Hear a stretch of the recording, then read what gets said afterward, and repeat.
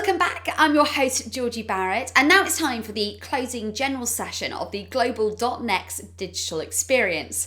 We so hope that you've enjoyed the last day and a half hearing from Nutanix experts and your peers as we've really explored the advancements we're making in hybrid and multi-cloud technologies. I mean, it can be tough going, but the industry is certainly making headway. Now, someone who knows a thing or two about a tough job is Mike Rowe, as he's attempted quite a few of them as host of Dirty Jobs. His face and voice should be familiar to most of us because, you know, he's everywhere on TV, from the Discovery Channel to Nat Geo to even doing commercials for the Ford Motor Company. Mike Rowe is going to be in conversation with Nutanix CIO Wendy Pfeiffer. Enjoy. Thank you, Georgie. Mike Rowe, I cannot believe you are here in the flesh. Hello. I'm here in the virtual flesh, in my actual office, talking to the genuine Wendy. I can't think of any place else I'd rather be. Same here, same here. I just need you to say a few words. That voice is so iconic. I've heard it everywhere. January, the Bering Sea. Absolutely. Well, you know, I am so thrilled to speak with you. And today I was just hoping that you and I could spend a little bit of time talking about the tough job that we have ahead of us right now. It's not just about rebuilding our companies and rebuilding our civic structures, but in IT, and for many of our listeners and watchers today, it's about finding ways for us to use technology to move our companies and our schools and our country and our society forward.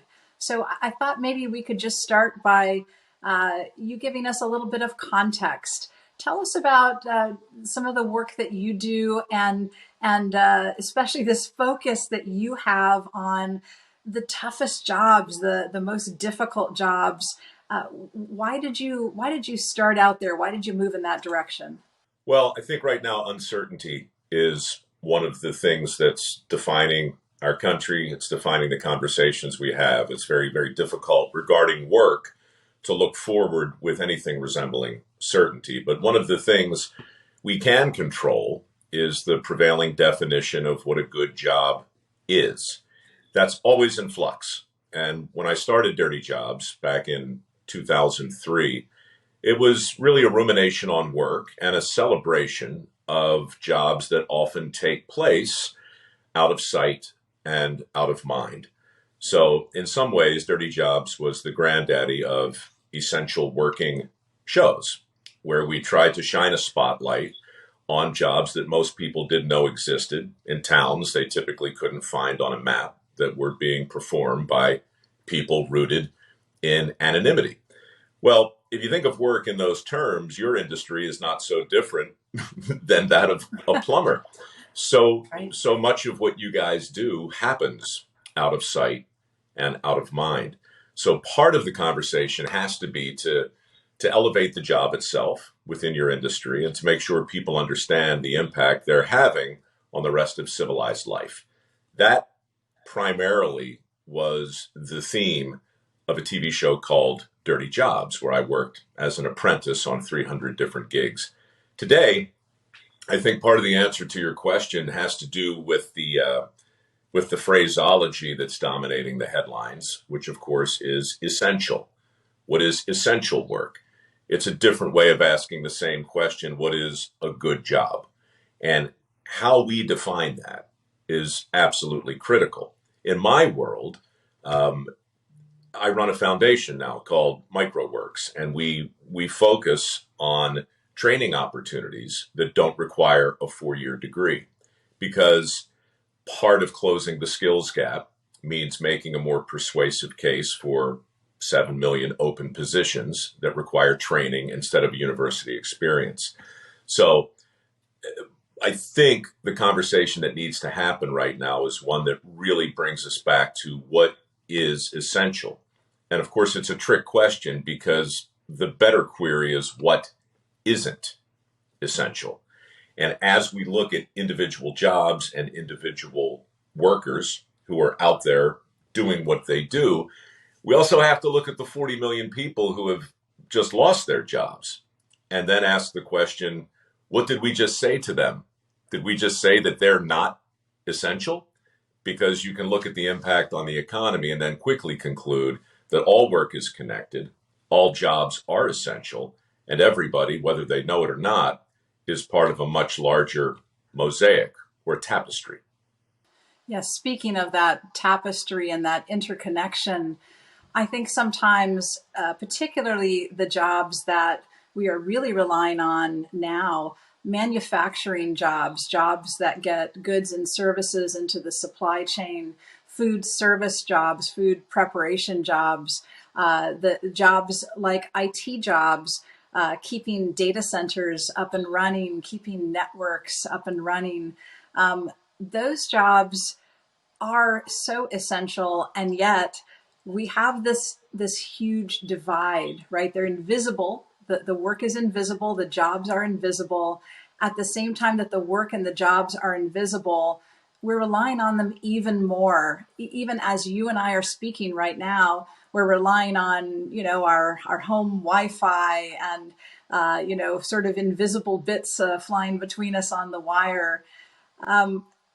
If you are a person who is in that essential work that's invisible, how do you have kind of the strength of your job, your conviction to move forward? People ask me all the time, what did that cohort know? What did those people know that the rest of us seem to have forgotten? And why is everybody having so much fun, right?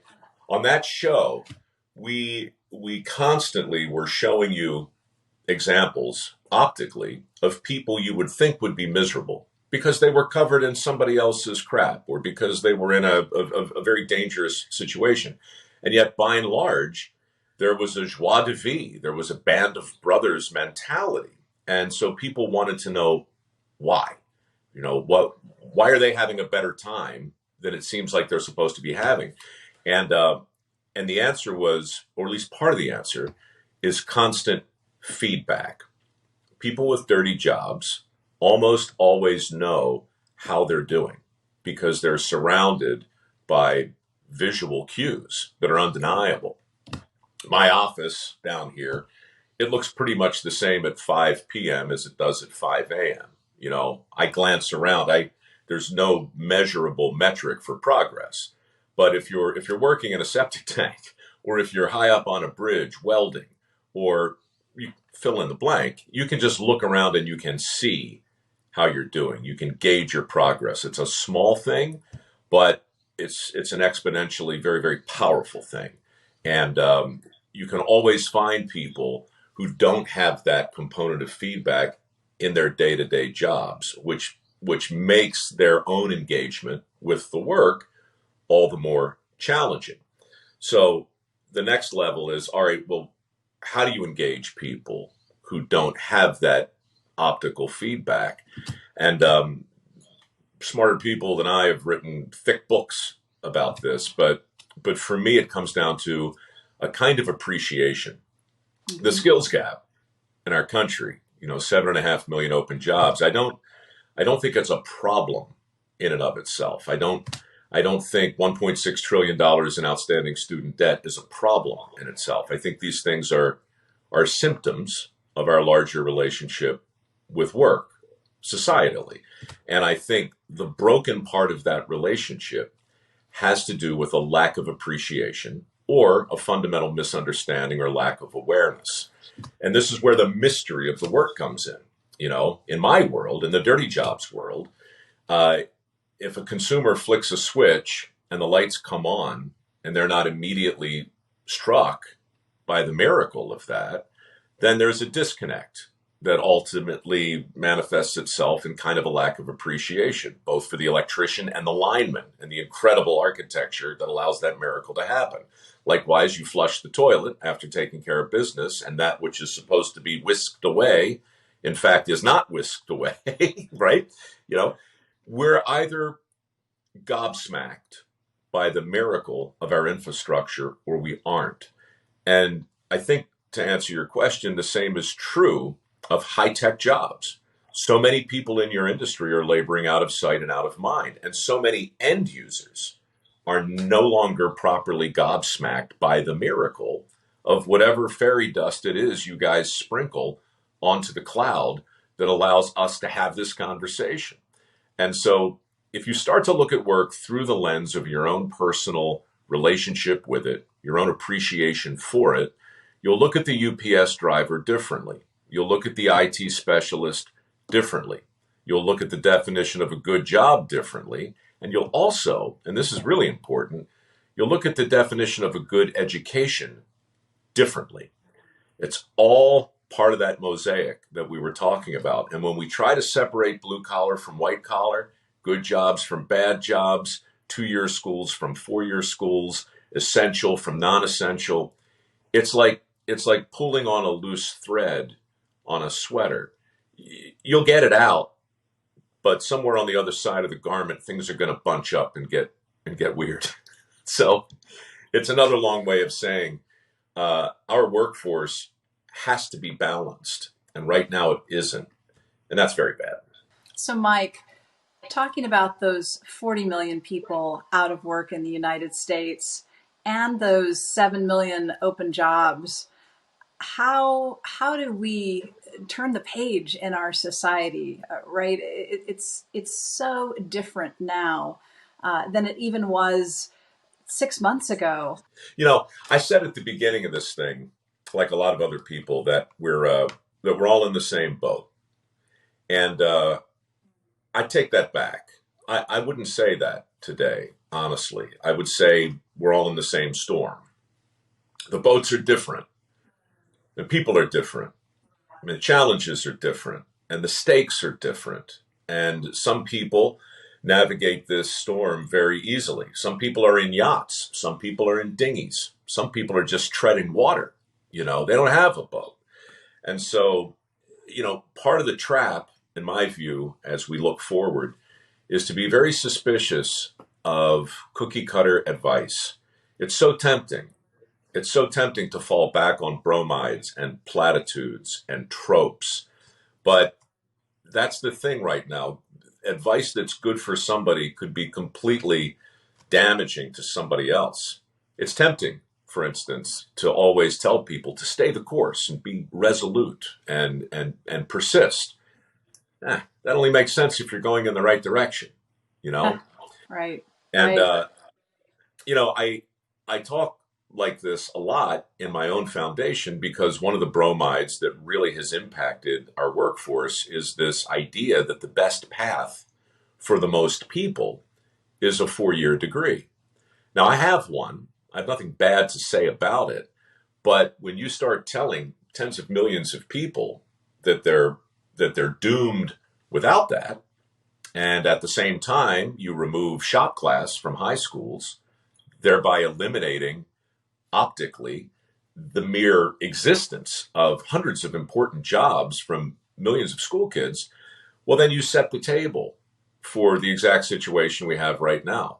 A ton of debt, a ton of graduates who can't find work in their chosen field, and at the same time, 7.5 million open jobs, many of which will pay a 6-figure salary, but people aren't trained for them.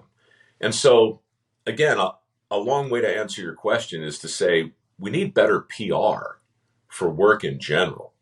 We are, I believe, disconnected from the very basics of work in our country. And as we navigate this storm, and as we try and figure out what kind of boat we're in, we just need to be mindful of the unintended consequences of dispensing cookie cutter advice. And look, it's a very political thing to do. You know, that's how politicians get elected. They have to talk in bromides. Unfortunately, that's how journalists get ratings. They talk in bromides and platitudes and sweeping generalizations. And now, too, I'm afraid in many cases our medical community is doing the same thing. We're awash in dogma, and people are trying to understand on a micro level what they can do to stay on their feet. My advice, learn a skill that's in demand.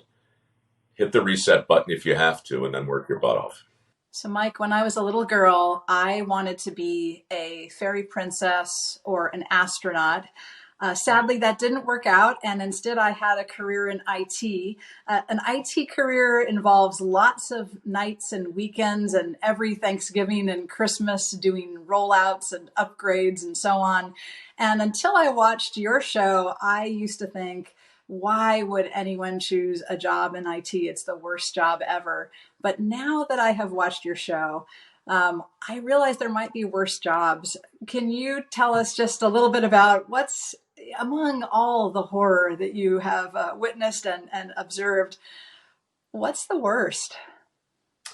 It's a question I get a lot, and my honest answer involves a mental image in my mind of like a roulette wheel, and on the wheel are any one of 30 different jobs I did that could easily be an honest answer to that question. So I just kind of spin it in my head and stop, wait to see where it stops. I mean, I can tell you stories about skull cleaning. I can tell you shark suit tester. Bad job, Ooh. Right? You're at the bottom of the ocean, you're wearing a chainmail suit, and you let sharks bite you and shake you like a tug toy.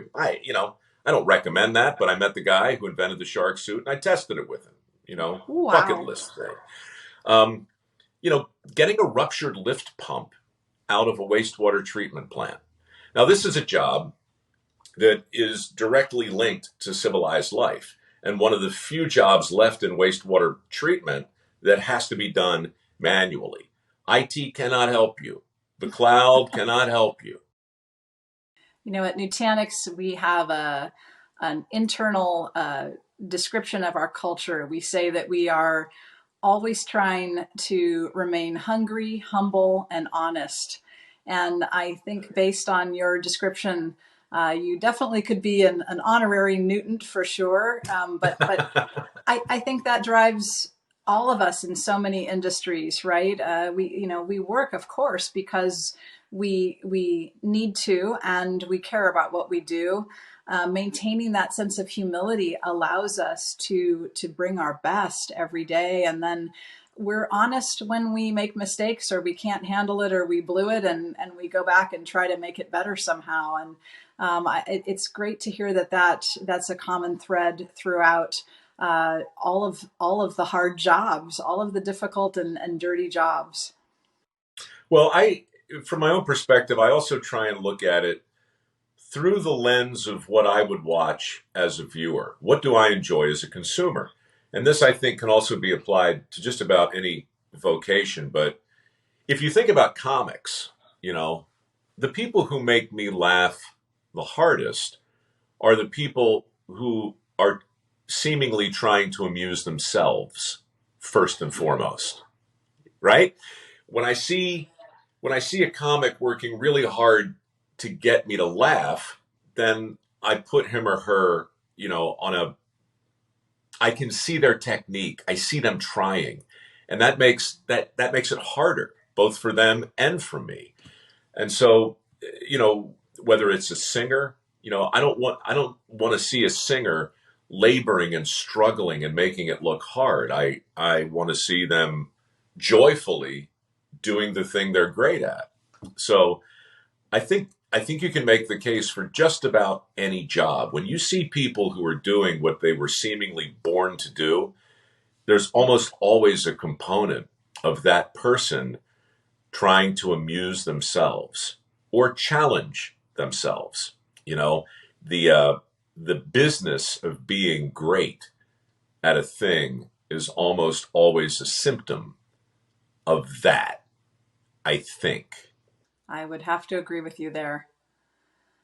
I just realized I sounded pretty wise there, Wendy, didn't I? That was inspiring. Thank you, a wise one, Mike Rowe. Thank you so much for joining us today. I really appreciate you being with us here at .next. I say we do it again tomorrow, Wendy. Date? Sounds good. Now we're going to dive into perhaps the most critical factor in enterprise data center and cloud technologies, security. To lead the conversation, here is Chief Product Security Officer Indu Prakash Carey. Hello, and welcome to the closing keynote at this virtual .next. Appropriately enough, this is focused on security. Truth be told, there has never been harder for a security professional. As if the journey from the enterprise to the multi-cloud environment was not complicated enough, you now have the added complexity of COVID-19, whereby employees who used to work from a relatively regulated and secure office environment to one where they're distributed all over the planet and they can work from anywhere. Fortunately, such time of complexity and enormous change also presents us with opportunity. And we at Nutanix have been asking ourselves the question, what if we could make use of the current disruption to make security invisible? All right, everyone, welcome to the first section of our security keynote. I'm really excited to introduce three industry experts to this panel. Virginia Dambal, who is a board member at Nutanix and as part of her professional services consulting firm, advises business leaders and CIOs on all matters business and IT related. YG John, who runs a security incubator and who has been in the security industry for over 25 years. And then Sumedh Thakkar, who is the chief product officer and president at Qualys, one of the industry leaders in the world of security. As we stated in the beginning, security complexity is the big problem. At least that's one of our hypotheses as we enter the next several years. And so I want to turn that over to the panelists. And Virginia, I want to start with you. In your vantage point as a board member, what is your perspective on security complexity? Is this something that you think is a reality, or do you think we are kidding ourselves? Well, it certainly has been the reality for quite a while, and still we're hopeful that on the horizon this will actually change. However, if you think about the plethora of security tools, you think about how organizations have to structure themselves and the dynamics between the technology organization, the security organization, and also the CISO.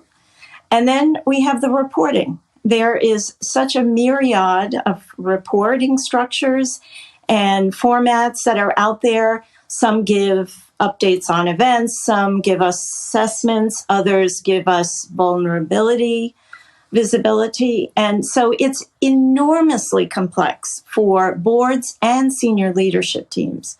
Thank you, Virginia.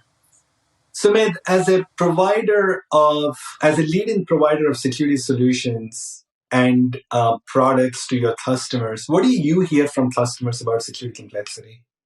I think this is the number one thing we hear, which is I have too many security solutions looking at one individual piece at a time, and it's too complex. And after deploying so many different security tools, I still don't get the visibility. Just like Virginia said, there's just too many different reports, etc. And security today is based more on the premise that you get a bunch of data and a lot of different people will sit there and go through that. And I think that worked maybe 15 years ago when people just had a few servers that they really focused on. But today, in the hyper-connected world where the infrastructure is so hybrid, there's just too many entry points into your application and infrastructure from containers, cloud, etc. And so individual point solutions are being used to protect those individual pieces, and that really causes the complexity that you have in security. This is something that if you look at the home alarm system, we have simplified that much more, where you have a much more of a different set of sensors, door sensors, window sensors, motion sensors, cameras connecting to central console and simplifying your security, where you get a big red, green, orange. We just don't have that in cybersecurity yet because of the complexity of how things have been deployed, because of organizational silos, maybe because of tool silos, but the reality today is that this is quite complex. YG, why don't we see more companies like Duo Mobile? Why do you think that is? Well, I think part of the challenge is the history as it relates to security, because when you think about the origins of where cybersecurity kind of come from, there's a lot of industry fascination and romanticizing of cybersecurity in the hacking community is like black magic, or like as though it was like ninja dark arts, if you will. Doug Song, who's the co-founder of Duo Security, is a friend of mine, and I remember talking with him about when he was forming Duo. The tagline for the company was the most loved security company in the world. That was their mission statement, both in and out, in terms of kind of building the culture. And so when he was building Duo Security, the whole concept was we really need to make security very easy for customers to actually become fans and ultimately fall in love with the solutions that we're actually bringing to the marketplace. Thank you, YG. So it seems like we all agree that security complexity is a problem. And, when you want to solve a problem, you want to understand the why. So YG, if I could stay with you for a second, is it just a history that, we have built up so much security debt over the years? Is there more to it? Why do you think security has not been as easy as, let's say, some of the other equally complex technical problems? Is there something missing in how we approach security? I mean, what are your thoughts? Yeah, I think that it really comes from a number of different angles. So I'll just highlight two examples to be brief. So, for example, if you look at security compliance and the various standards that are out there, FedRAMP is a great example where I know that the Nutanix product suite just got certified back in May. So congratulations on that. But the hurdle that you actually had to go through to achieve that was over 325 controls. Certifying at high levels, 425 controls. So why does the government have to be so prescriptive when, in addition to that, you're also doing ISO certification, SSAE 16 SOC 2, PCI? All of these standards have a tendency to overlap, but there are so many regulatory bodies and authorities that want to tell you what you should do. The second example that I would talk to is that the industry over the last 25 years has become very fractured. I mean, the total addressable market, when you think about cyber solutions, is projected to be somewhere around $300 billion by 2024.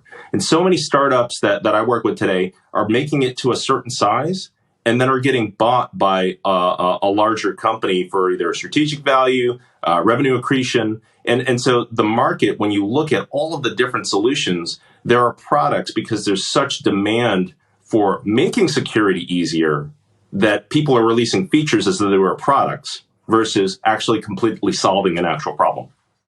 So lack of instrumentation, lack of automation, and then being able to analyze the signals that you get from whatever instrumentation that you already have, those sound like some of the root causes. Sumit, would you agree with that? Is there other areas that or other challenges that make security so complicated today? Yeah, I think I totally agree with that. I mean, there's a couple things going on, right? One is with the expanding attack surface, as we talked about, there is a need to collect more data and more real-time visibility continuously. And so the older model of, okay, you could do an assessment based on your compliance need once a month, once a week, or whatever it is, doesn't work. So you just need to have the ability to collect that data, because now you need to correlate that. So you need a single backend that you can really correlate all of this information into and provide this as a capability that essentially the IT folks can make security as part of their day-to-day routine. And today it is not. There is this tendency of we build something in a silo and then we throw it over the fence, and then it is somebody else's problem to manage and put the security around that. And I think if you take some of those things together, that's what's really causing the complexity, is because, as YG said, there's every little feature of cybersecurity is becoming a company and a different solution, a different agent, and a different console. And on top of that, the tendency of not building it in. I mean, it's similar, I think, from infrastructure perspective. At the end of the day, the business is not there to do cybersecurity. The business is there to do the business. And the infrastructure that is needed for that should have as much of this built in as possible, so that really you can secure right from the get-go. This is doing that by taking the complexity of different IT components like CPU, memory, storage, this, that, which in the past you had to go to multiple different vendors and try to get them to work. And then this firmware doesn't work with that thing and that disk and all of that, right? And Nutanix and the cloud providers, they have simplified this because you have one place, one console where you go and you can manage all these different components. They are integrated. They give you a single view. And that's really what, Qualys is also focusing on today to do that from a security perspective. But that's because that's what we hear here a lot from our customers is that I don't want to deploy 20 agents and then I have to do all the work to get them together. And so then because they don't communicate well, I don't still get a view of what is going on. And I think that's really, we have the opportunity with a platform like Nutanix to build that security in upfront so you go out as secure as possible right up front. Thank you, Sumedh. You said two things that really, really resonated with me. I think one is implicit in what you said is that it really takes a village. So you need a platform and an ecosystem. And the other part of, I think, what you said is we really need to pay attention to security design. And I would almost hazard that a lot of traditional security tools are by security tools for security people. And it almost as if we haven't taken into consideration sort of the design aspect of this. Would you agree with that, or do you think that's unfair? No, I think traditional security tools have been more towards the post-deployment IT security teams where it's like we don't know what went in, so let's really focus on trying to protect. That's where the whole concept of a firewall came in. Is like I don't know what's inside, I don't know what's outside, but let me put something in between to try to protect. But if you had a better idea of exactly what you are protecting inside and a lot of the components were built in, then you will have a much better way to be able to provide security if you have the internal visibility on the platform upfront. Thank you, Sumedh. YG, if you had to imagine a future where security was built in and invisible, how do you think that might look? How do you think we might need to do something differently? Insanity, I think it was Einstein who said it's the trying to do the same thing again and again and trying to expect a different result. What do you think we need to do differently to imagine a world where security is invisible? Well, talking about the complexity, using another Einstein quote there, genius is making complex ideas simple. If you think about what security is really about, it's ultimately about managing risks. Board members like Virginia have been managing risks for years, but we've made that more challenging by inventing our own jargon and talking about things like advanced persistent threats and crypto locking and all of these things that they don't mean anything. The same thing as I was talking a little bit earlier about being so prescriptive about what controls and what you need to do. A very close friend of mine once told me, you shouldn't should somebody. And instead, what you should do is focus on things that you can control, right?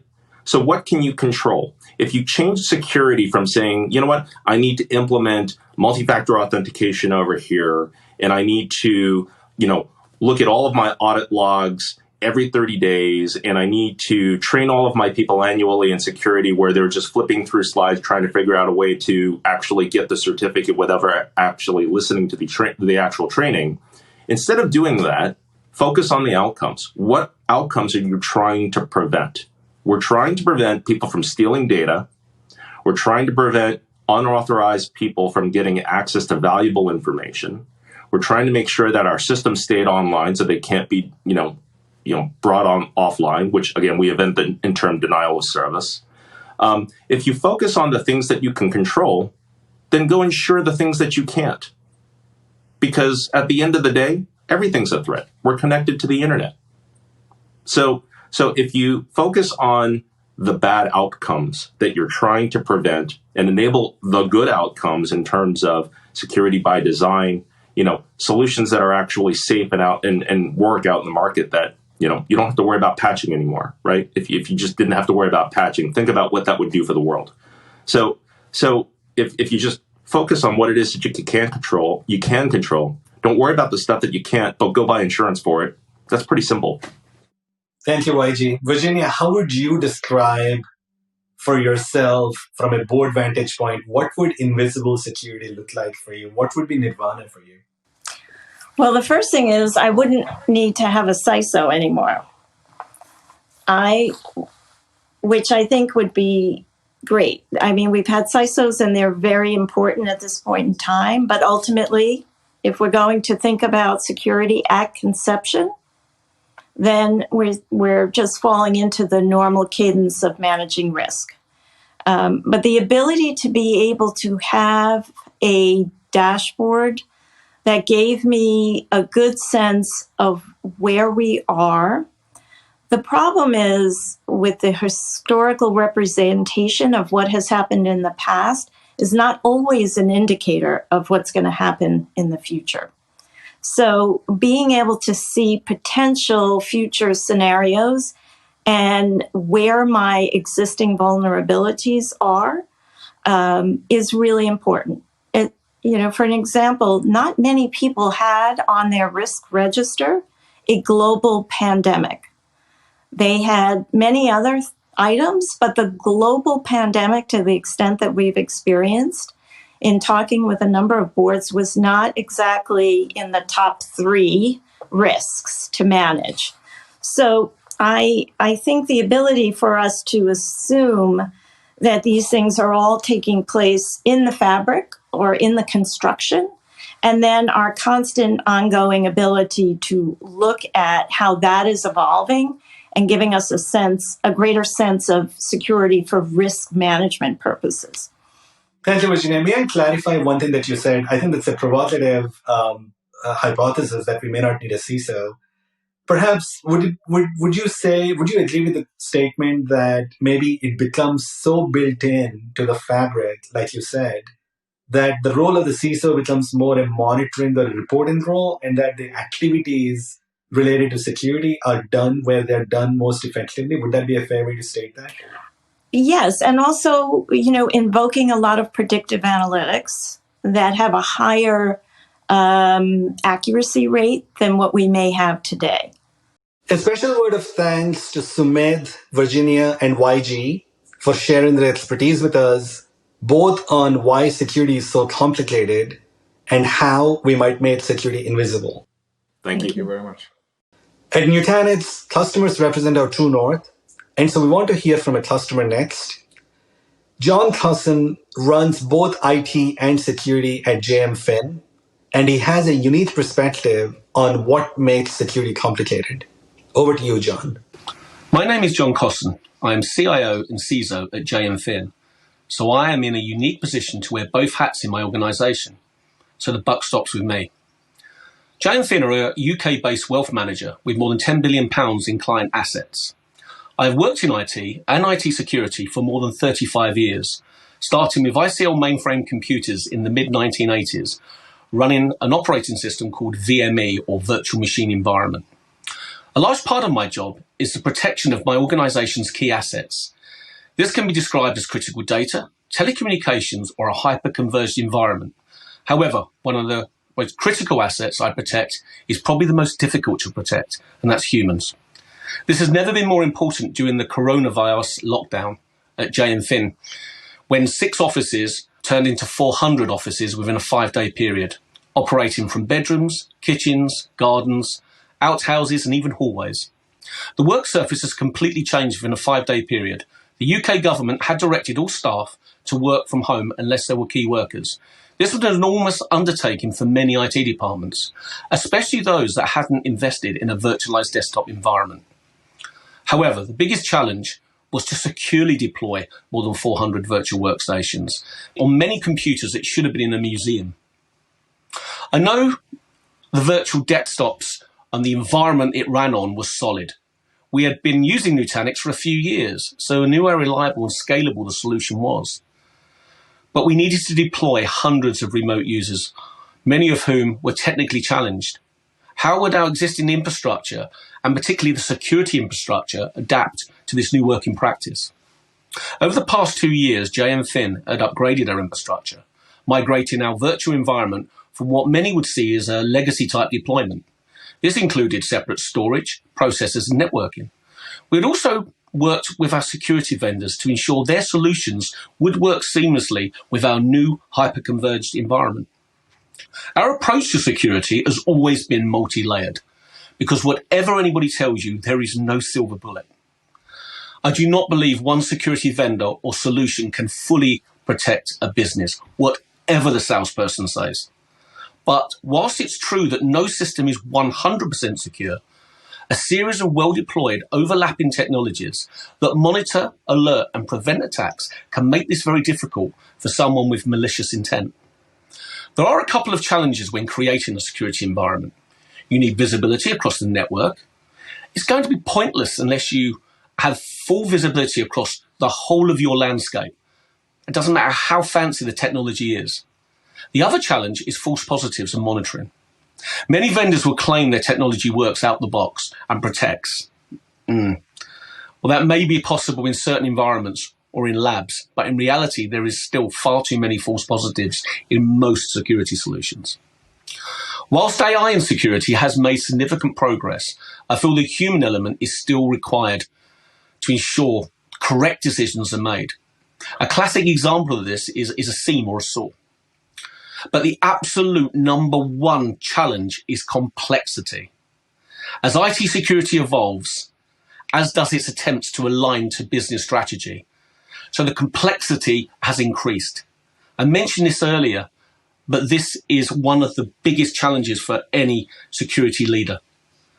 I firmly believe there is no one-size-fits-all security solution. So CISOs and CIOs need to manage a plethora of different solutions, each with its own parochialism. COVID-19 has changed the world. Remote working will become mainstream for even the most traditional businesses. The term working from home has now become working from anywhere. The perimeter isn't broken, it's been shattered. IT security needs to align to this new work surface and protect all of the key assets of a business. Security and infrastructure solutions need to be simpler to deploy. And management needs to be simpler and easier to talk to other solutions. As Justin Trudeau proclaimed, this is the new normal. So business leaders, CISOs, CIOs, and other technology suppliers now need to align to their strategies to embrace this new normal. Thank you. You know, one of my bosses used to say, repetition doesn't ruin the prayer. So I'll take a minute just to recap the key things we learned from John. One is, you always have to depend on multiple providers for your security posture. There is no magic bullet, and complexity is the biggest challenge. And so in this section of the panel, you're going to hear from multiple Nutanix leaders in terms of what we are doing to simplify security and make it more invisible. We're going to start with the leader of our IT operations and end-user computing, Sebastian. Over to you, Sebastian. Thanks, Indu. It's been really a wild ride with this rapid change to 100% remote workforce. And we've tried to maintain this principle of keeping security invisible as we've gone through this transition. And we've done that in a few ways. From really simple things like Zoom web conferences that we're all a part of every day.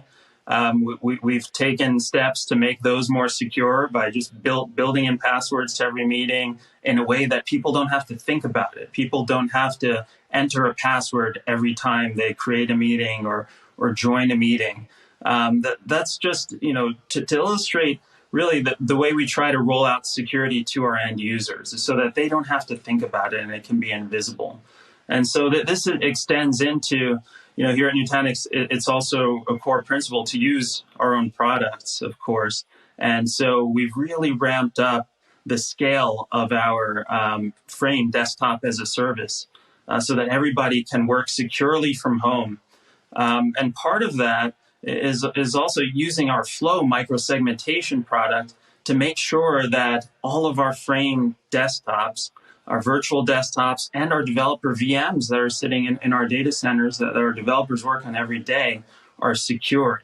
And Flow lets that happen out of the box so that our end users don't have to think about it. They don't have to think about firewall rules because as these virtual machines come up, the Flow microsegmentation rule sets are already in place. So that makes security completely invisible for end users, for developers. And for my team, my security operations team, we're able to keep things running as invisibly as possible by running all of our Splunk infrastructure, our security information and event management, all of our alerting. That's running, of course, on Nutanix hyperconverged infrastructure on a highly available global infrastructure. So our SOC has been able to continue running without missing a beat. Thank you, Sebastian. We're now going to hear from Chetan Shah, who is responsible for the product management of our security portfolio at Nutanix, on how we are baking security into our products and services with the North Star of making security simple and invisible. Over to you, Chetan. Thank you, Indu. There are three key pillars to realizing this vision of making security invisible. The most effective approach starts with a platform with security built in.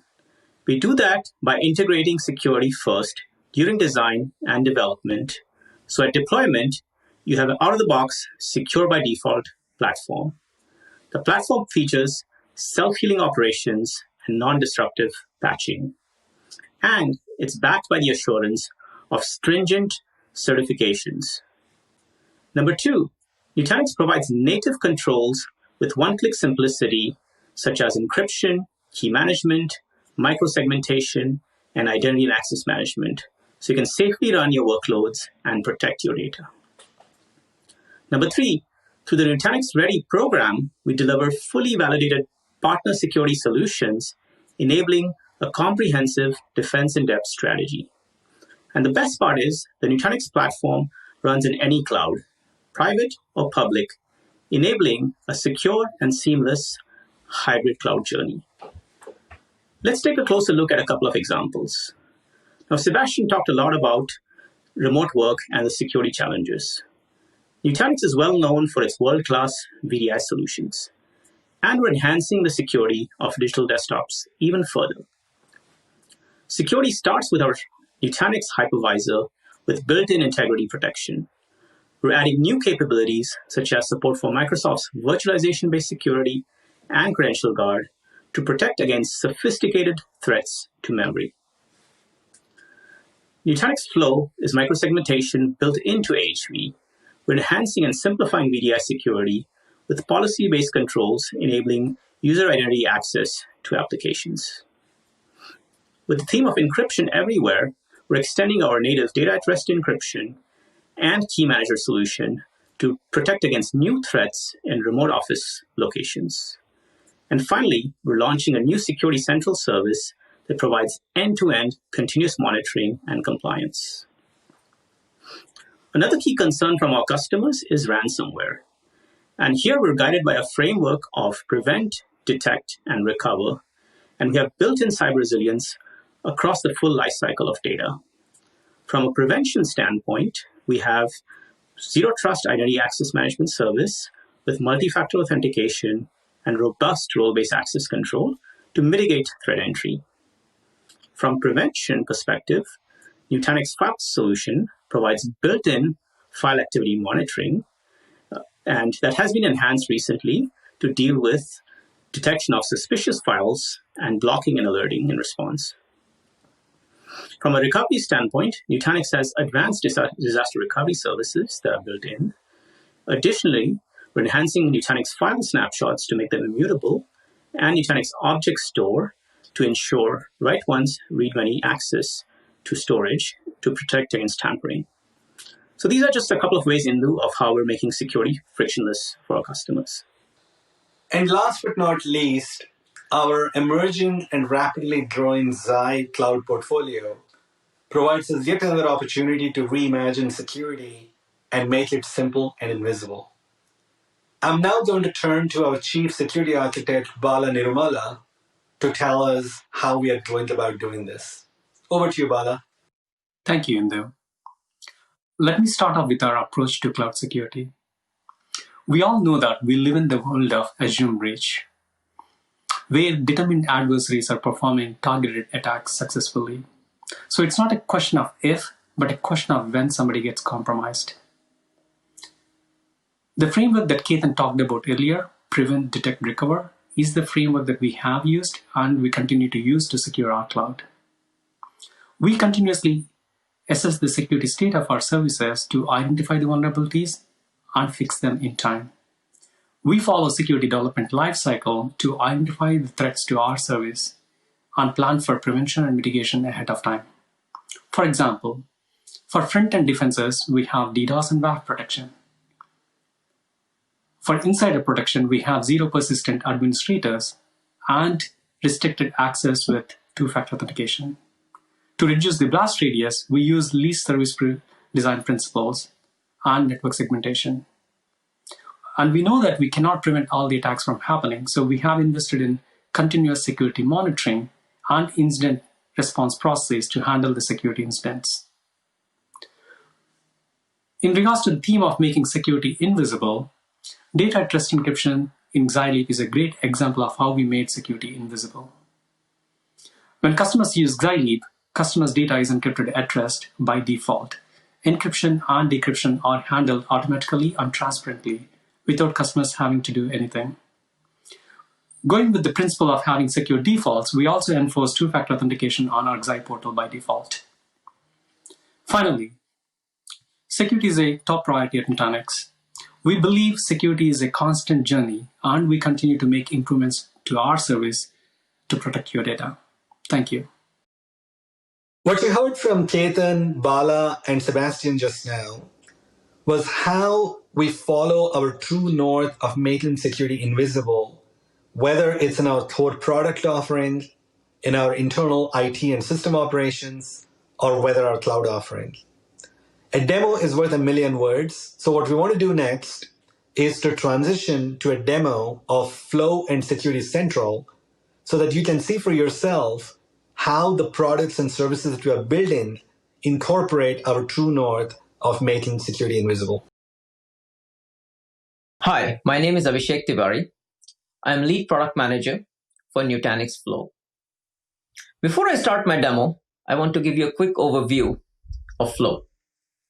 Flow is our microsegmentation offering that provides a ubiquitous enforcement engine to secure your applications, virtual desktops, branch office deployments, and even containers in future. Flow is fully decoupled from underlying infrastructure, which means you can use Flow to secure your on-prem infrastructure and applications, your applications running on Xi hybrid cloud, or on Nutanix clusters running on AWS. Flow also comes with Security Central that can help you simplify and streamline your security operations using day zero planning, continuous monitoring with dashboards, and compliance using audit checks. Let's dig deeper into each of these, namely planning, enforcement, and compliance in our demo. Your journey with Nutanix Flow starts with security planning. Here, you can split your infrastructure by cluster, VLAN, categories, or even the range of IP addresses. Once you select the VMs that you are planning to secure, you can start exploring those VM selection for traffic behavior. So you can look at which VM is talking to which other VM, ports and protocols on which they are talking, and even the details of flow in last 24 hours for these entities. You can add and remove a VM based on the traffic behavior. You can look at inbound and outbound traffic for a specific VM. And once you're satisfied with your selection, you can go and assign categories. Once categories are assigned, you are ready to write policy for these VMs. And most common policy with Flow is the application policy. So here I have two-tier application, which is protected by Flow with a set of inbound and outbound with a few simple clicks. In addition to application policy, we also have isolation policy.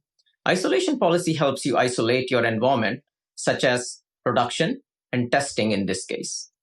Last but not least, in order to prevent from malicious VM doing lateral movement in your infrastructure, we have quarantine policy, where you select a VM that's infected by malware and quarantine it with few simple quick clicks.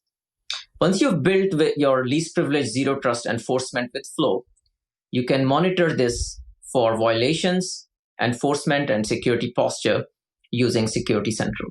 So here we have multi-cloud inventory from AWS, Nutanix Cluster, and Azure. It gives you your compliance scores for PCI, STIG, HIPAA.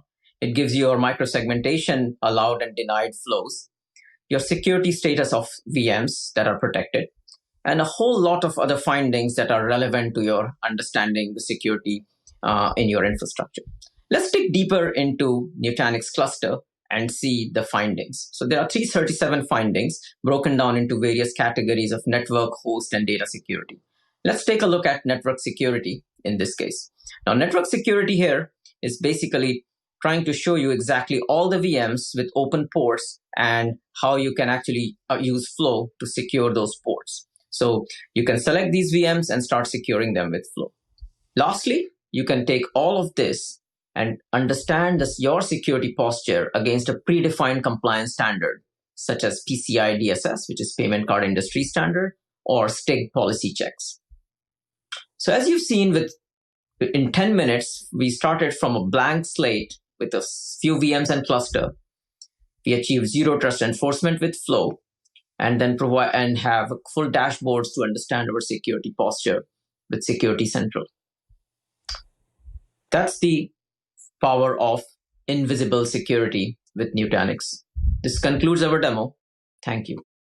Wow, that was a really cool demo. Thank you, Abhishek. We haven't quite gotten to the Steve Jobs level of complexity yet for security, but that is our true north, and we will continue the journey till we get there. I want you to take away 3 things from what you've heard so far. The first one is there has never been a harder time for a security professional. Number 2, Nutanix has decided to make making security invisible our true north, because we understand and feel the pain that you as a security professional or as an IT professional or a DevOps professional have to go through to keep your environment secure. And number 3, it really takes a village to make security happen and to make security invisible. And what you really need is a platform provider with an ecosystem that is able to bring all of this together for you as a customer. And we really believe at Nutanix that we can be that platform technology provider that makes this entire security ecosystem come together so that we can really dramatically simplify security for years and years to come. Thanks, Indu. We are just minutes away from the finale of the .NEXT show, featuring Trevor Noah and a whole host of amazing performers from across the globe. But before that, if you want to actually experience the things that we've covered over the past 2 days with some hands-on demos, then there's no better way to do it than to take a test drive. And there's nobody better to tell us about it than Mudika and Monica. Let's take a ride. Well, if you've been with us for the last 2 days, you've seen a lot of announcements and innovations coming out of Nutanix. So I guess the next normal question would be, where can you try all this out, this new functionality, the new product capabilities we've announced? To do that, I'm going to invite Madhukar Kumar to join me. Madhukar is our VP of Product Marketing at Nutanix, and he's going to come and talk about how you can get your hands on this cool tech. Welcome, Madhukar. Thank you, Monica. Very happy to be here. So we heard earlier that, in our journey to make Nutanix be available and be able to run it anywhere, we had to virtualize our entire stack. And so think about Test Drive as a fully functioning product. We were able to take that entire Nutanix functionality, goodness, products, and be able to make it available through a browser. So to answer your question, what is Test Drive? It's really the full Nutanix experience that you can get using nothing but an internet connection and a browser. That's great. So what are the specific customer benefits of Test Drive? So I think the biggest benefit is you don't need any hardware, you don't need any software, any configuration. All you need is just go sign up and choose an experience, and you can go and see the entire breadth of Nutanix products and functionalities in the experiences. Awesome. It's truly zero touch the way you're describing. You know what I believe? Seeing is believing. So why don't you show us a demo of the Test Drive? So as you can see, you could go to Nutanix.com, and once you sign up for test drive, you come to this page where you can choose your experience. If you want to go learn about how to create a private cloud or a hybrid cloud or backup and disaster recovery or automation operations, you choose the tab and then just put in your email address, your official email address. As soon as you do it, within a few seconds or a minute, you will now get an email that will take you directly inside of test drive. Once you click on the link on that test drive, you will be taken straight to a browser window where you have Prism Central, and now you have the full Nutanix functionality here. As you can see, there is a guided tour here, and you can follow the step-by-step instructions of the tour to learn about that experience. Or you could also invoke the chatbot at the bottom right to ask any questions that you might have while you go through that process. Well, that seemed really easy, Madhukar. Thank you for showing us how it looks like. So where does one go to get started with the test drive? Yeah, Monica, there's just two simple options. One, all the attendees can go sign up for a test drive live where they can follow through an instructor's instructions while going through test drive directly in there. Or two, they can go to nutanix.com/one-platform with a hyphen and sign up for a test drive over there too. Perfect. Thank you, Madhukar, so much for sharing the insights on test drive. Thank you. And there you have it, folks. The last 2 days have been chock full of insights around future of work, of healthcare, education, all the different topics that are so important and relevant in today's day and age. We talked about technology partnerships. We talked about, we heard from your peers in the industry and how they are navigating the challenging times. We also heard from Nutanix product experts in innovations that we are bringing to market to help you run better, faster, anywhere. I do hope you'll check out the test drive and also go to Nutanix.com for more information. I'm really, really grateful that you joined us, and thank you so much for your time. Now, I've learned a little bit about TV during my career, and I'll tell you this. Being part of one of the most iconic shows on telly is pretty much as good as it gets. Being on 2 of the most iconic shows on TV is unheard of, but 3, stop it. Never happens, unless maybe you're Zach Woods. He's been a featured player on The Office, Veep and Silicon Valley, and now he's a featured player here at .next. You can check out his interview with Nutanix CMO Ben Gibson on demand, but here's a few highlights to whet your appetite. Zach has starred in what I consider, humbly, some iconic shows. He played a hilarious role in The Office, more recently on HBO with Silicon Valley, and a lot of other things too. Hey Zach, I want to talk about The Office. That was a thrilling but also terrifying experience because I'd never done a television show before, and all of a sudden I'd been kind of cannonballed into one of my favorite shows at the time. There were so many knowing moments in that show where it just captured, I think, the culture of tech. And you played a great character on that show, Jared Dunn. You were like the non-coder on that show. Yeah, right. So do you get a bunch of questions all the time from folks that want you to comment on innovative compression techniques for rich multimedia experiences across the next generation of internet? Constantly. Right before we started this call, I had to ask the tech advisors where the camera was on the phone so I knew where to look. That is my degree of discomfort with tech, where on an iPhone, I don't know where the camera is. I am the least tech conversant person, so it was a strange thing to be meeting all these people who were eager to have conversations that they would quickly realize I was incapable of. Well, make sure you check out Zach's entire session, which is on demand. It's really not one to be missed.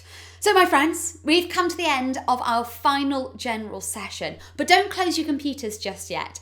In a few moments, the finale of the .next show begins. And just look at me. I'm hardly dressed for such an epic extravaganza. So do excuse me, I'm going to go and get changed, maybe grab a glass of champagne, and get ready for the .next show finale. See you in a mo.